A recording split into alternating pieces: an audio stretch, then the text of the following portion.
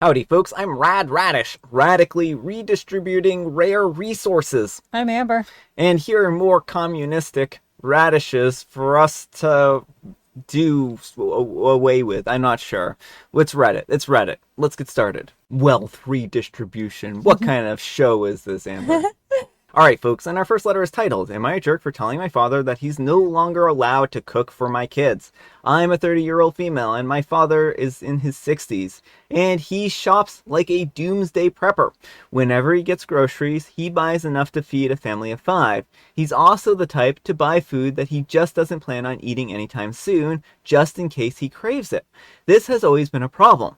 When I was younger, my sister and I spent more time at our mom's place and weren't there often enough to eat much. Nowadays, he lives alone, so even less of what he buys is eaten. The result has always been the same. A lot of food that he buys ends up either spoiled or sitting in a freezer until the end of time. We've never eaten anything that's rotten or moldy, but my dad has always refused to listen when I tell him that it is bad for his health. My family went to his place for dinner about a week ago. I arrived earlier there to help out my father, as he was planning on making burgers. My husband would come later with our kids, a 5-year-old male and a 2-year-old female. I had offered to buy some burgers when we decided on them, but my father said that he already had some at his place. I didn't think about what that could mean until I saw him pull out a box of burgers and some cheese from the very bottom of the freezer.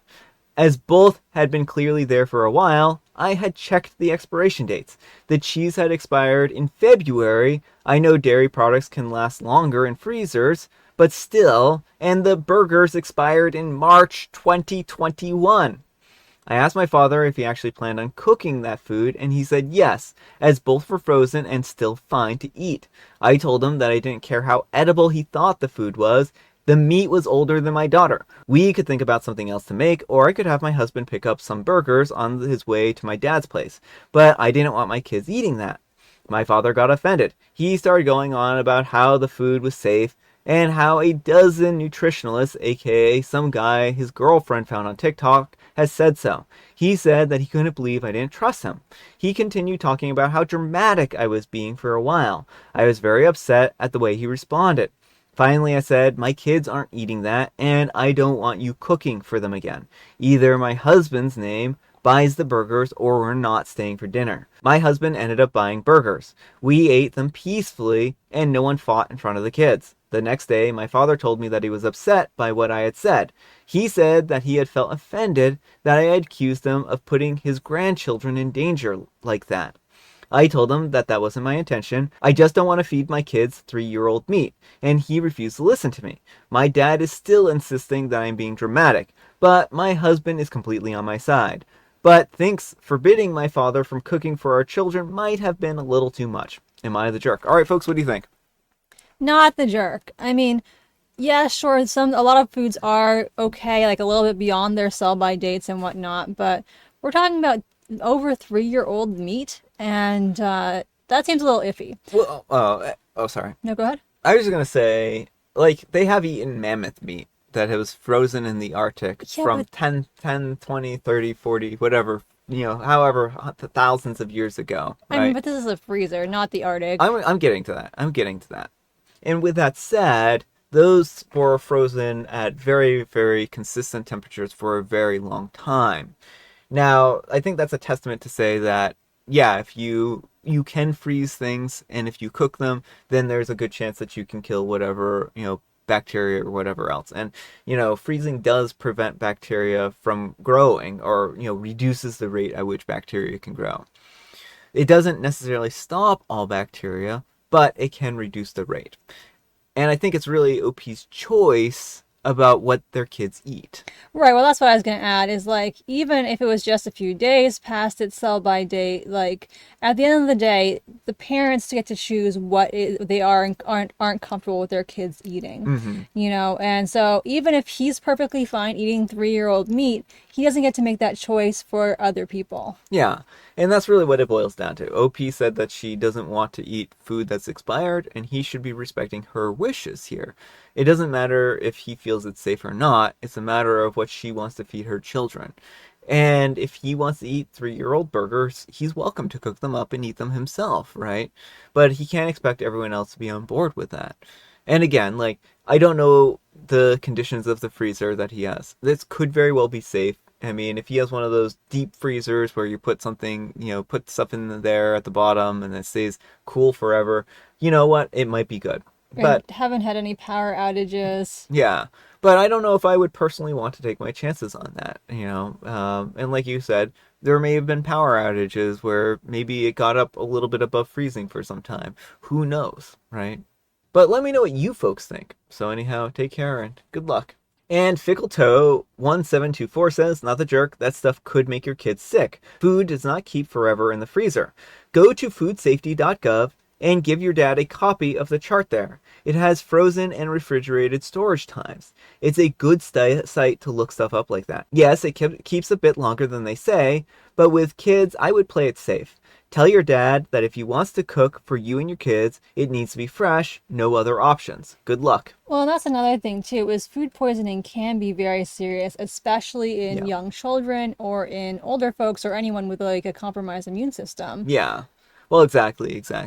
And OP replies, we don't live in the US, so North American government means very little in our lives. Yeah, I know the food is probably fine, specifically now that everyone decided to take their time to call me the spoiled princess, but I want to play it safe with my children. I've witnessed my dad's food spoilage problems before, and I don't want my kids eating like this. Alright folks, and our next letter is titled, Am I a jerk for making my boyfriend pay for my expensive drinks? My boyfriend and I moved in about a year ago. Our primary disagreement is around our food budget. I meal prep for us, and we tend to eat the same stuff, so we split food costs. We just buy stuff, keep the receipts, and then we split the receipts at the end of the month. But he began adding his alcohol to the budget, and that really made me mad because I don't drink. That's an extra $400 to $500, so I have to pay $200 to $250 for something that I don't drink. He and I are arguing about this for a while, and he claims because it's drinks, we should split it. If I cut it out, he will threaten to take that out of his portion of the rent. I began buying expensive sparkling waters, artisan sourdough, nice coffee beans, and other things to run out the bill. He complains, but I say that it's under the same category. Yesterday, he finally gave up and said that we should pay for our own drinks and specialty foods because my portion was getting to be more expensive than his drink budget. He makes less than me, and I knew that he couldn't keep this going.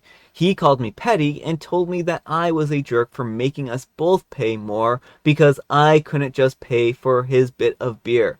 I don't want to pay for his drinks, and I felt that it was his fault for always threatening to withhold the rent, which is pretty manipulative. But am I the jerk for actively fighting an arms race in our grocery costs to get him to stop counting his alcohol as food? All right, folks, what do you think? Not the jerk. I mean, this what he was doing is manipulative, and I mean, I would rethink the entire relationship if this is how he operates by like threatening to withhold things when you try to come to a reasonable agreement. Yeah. I mean, $250 in alcohol is a lot of money to spend during the month. It Yeah. sounds like he's also subsidizing his friends' drinks with this, and so Opie's paying for a whole bunch of people to be using this food that's not her. Yeah. He's paying half a grand a month in alcohol. Like, this isn't he buys a 12-pack a week, Right. right? Which might be a reasonable thing for you to still split the cost with. This is a huge amount of money. He is spending enough money that I'm actually concerned about whether or not he has substance use disorder, specifically around alcohol. Like, this is more than what he should probably be drinking in a month, unless he's buying very, very special types of liquor that are very expensive, and that would probably, and that's what's eating up all the budget, or very expensive wines. He is using a lot of alcohol here. So I think that there probably needs to be an intervention. I don't know if OP needs to be one to stage that intervention, but certainly there needs to be an intervention here. Yeah, well, and she does say in the comments that he has his friends over like every Friday night or something, but that again would only explain so much of it. Well, even if they have their friends over, right? Like, that's still a lot of alcohol to divide between 4 people, right? And I mean, if you're having gatherings, your friends should also be bringing in, alcohol as well. You shouldn't be footing the bill for him and his 4 friends. No, you shouldn't be. And I think that she says in the comments that he likes to treat his friends, and he is like, well, we have barbecues, which happen like a couple times a year. Yeah. And so it just seems like overall a very unhealthy and unbalanced relationship. Yeah. But let me know what you folks think. So anyhow, take care and good luck. And Molten Dragon says, everyone's in the wrong here. Do you even like each other? And OP replies, I liked him more before he forced me to pay for his alcohol. And Throwaway 2587 says, but with that amount of money, how much does he drink? Is this an every night thing? Does he not get blackout drunk? And OP replies, multiple drinks every night, but his buddies also drink some when they come over. And Adion says, so you're subsidizing his buddies' drinks as well as his. And OP replies, pretty much, he argues when we have barbecues and birthday parties that we both pay for those. But those are like a few times a year, and we both have our friends present. His friends come over weekly and drink with him. I don't care how often they come over, I just don't want to pay for alcohol at all when I don't drink. Alright folks, and our next letter is titled, Am I a jerk for telling a girl my kid does not need a new mom? I'm a 33-year-old male, and I'm a single father to my 10-month-old baby. Their mom passed away after birth due to some complications. We were never a couple, just best friends and platonic soulmates. We lived together and everything, but we were not sexually attracted to each other. I'm gay, and she was ace. A couple months back, my regular group of friends added this new girl to the group, Anna, a 27-year-old. I didn't much care for her, but she tried coming onto me way too strong and flirting with me. I tried to reject her nicely and even told her that I was gay. Last week, I invited my friend over for dinner, and I love to cook and bake, and she showed up. After seeing my kid, she somehow became even worse. She wanted to hold them and then tried to offer to babysit for me. I took my kid away, and then I sent him to my dad's place, live right next door to me, and she would not drop it. After everyone had gone home, she tried adding me on all social media and tried messaging me nonstop. My last straw was when she said, and I quote, all kids need a mom, and I would be the perfect one for both of you. He already loves me. I snapped and I told her that she was ridiculous and my kid only met her once and does not even remember her face. That she will never be anything to us, and that if my kid ever got another parent, it would be a second dad. I then told her to not talk to me again. I blocked her after that. Most of my friends are on my side, but a few think that I was too harsh on her. Edit to add, because it seems to have caused some confusion, I'll explain here. Me and my friend were never sexual. We have/had known each other for 20 years. And the only people who still think that we were a couple are her grandparents, who are just old and don't remember stuff half the time, but love their great-grandkid like crazy. We both have always wanted to be parents, and we decided to go for it with the help of doctors via artificial insemination. Alright folks, what do you think? I mean, I think OP could have been a little nicer and less ableist in his talking, but I don't think he's in the wrong for wanting her to back off. Yeah. What she was doing was completely inappropriate. He made it clear he was not interested, and that was the point at which she should have stopped. Mm-hmm. And it was important to shut her down because the way she was behaving is not okay. And I mean, maybe she was doing this with just OP, but I'm surprised the other friends didn't like step in and try to get her to back off. Yeah, I mean, I think that's really what this boils down to, is that she really needed to be not doing this. Who knows why she decided to come on so strong here, but friends should have kind of interjected here, the ones who introduced her to the friends group and said, hey, maybe it's time for us to go, party's over. Like, trying to grab someone else's kid, trying to hold them and stuff like that, that can be scary for a parent. And I think that this is a situation where OP was right to not want her around her kid, especially with her acting like this. I mean, this is kind of one of those recipes for somebody who kidnaps your kids practically, right? Yeah, well, it definitely seems like she wants something with OP that OP does not want with her. Mm-hmm. And trying to use his kid as like a tool for that is like, almost like a bargaining chip. Oh, look, he loves me. He can't be without me. Yeah. It's not good. No, it's not. But let me know what you folks think. So anyhow, take care and good luck. Alright folks, it is tea time. Grab your beverages of choice. I've got some tea right here in Amber. She has a jovial Bob sign joke that will spill the tea.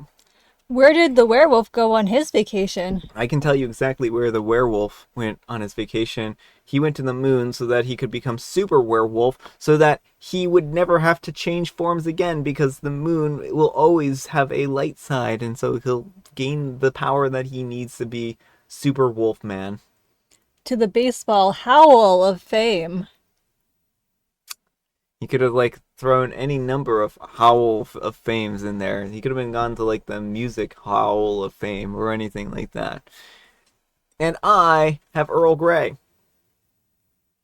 Alright, folks, that's all the time we have for today. Thank you so much for watching. Happy wonderful Wednesday, folks. I hope your Wednesday is off to a wonderful start. Amber, we need some kind of moral advice and or guidance, and please have it on food safety. Trust food safety experts over TikTok experts. Yeah, I think that's wise. I think that's wise. Thanks so much for watching, and we'll see you all tomorrow. Bye.